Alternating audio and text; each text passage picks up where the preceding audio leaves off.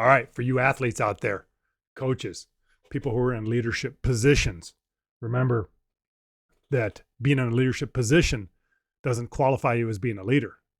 What it qualifies you as is having the opportunity to lead. People will be much more inclined to follow you. They'll give you their best. They'll run through walls for you.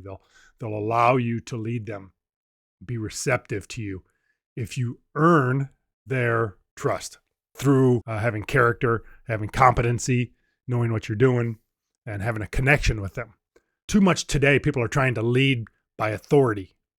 Okay, now, if you have control over someone, if you have authority over them, like if you're a coach and you have authority over your players, you can punish them, right? You can bench them, you can kick them off the team, you can make them do extra work, whatever.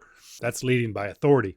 But you'll never get the absolute best out of people by using that form of leadership, authoritarian-based leadership.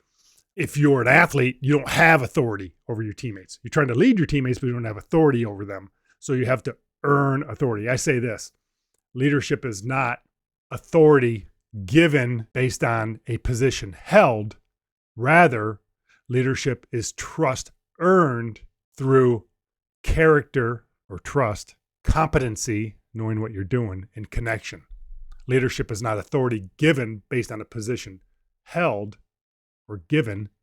It's trust earned based on character, connection, and competency.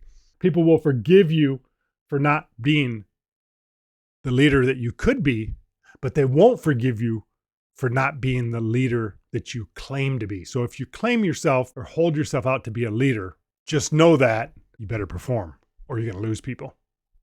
So I love this concept here called leadership ability. Are you able to be a leader? Are you able? Let's talk about it. Number one, 4 things. Number one, are you reliable? Are you reliable? That means, can I trust you? Do you do what you say you're going to do? Do you back up what you say? Are you living in alignment with who you claim to be? Think about that. Because if I don't trust you, we don't get to go to step 2, 3, and 4. Okay, if you think of each one of these steps as climbing the ladder of leadership, So each step is like climbing a rung on that ladder, going higher and higher, and deeper into your level of leadership. If you're not reliable, you're done. You don't get to go to step number 2. So you have to be trustworthy. It takes a lot of time to build trust. It can be ruined overnight. You have to be consistent with it. So this gets down to your character and the consistency with your character. Number 2, are you credible? Are you credible? This means that, do you know what you're talking about? Do you understand what you're saying? Do you have the requisite skills and abilities? Because if you're asking someone to do something that you don't know how to do yourself, or you can't show them or teach them how to do, or put them in a position where they can learn what you're asking them to do, then you don't have credibility. If you're an athlete trying to lead your teammates, but you're on the bench because you're not good enough to be on the field or court or in the arena, then you don't have credibility. Okay, number 3, are you relatable?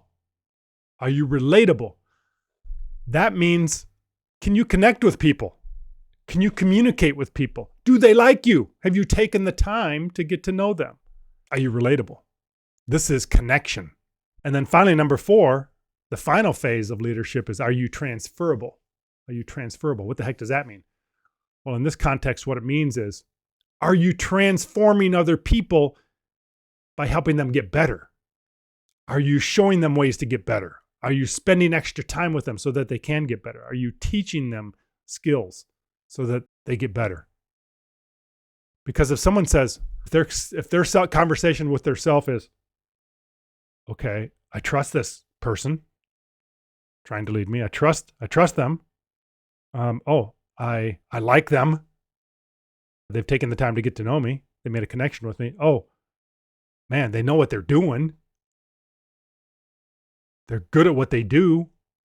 And I'm getting better because of them. Man, your position as a leader Man, you're clicking on all cylinders. Okay.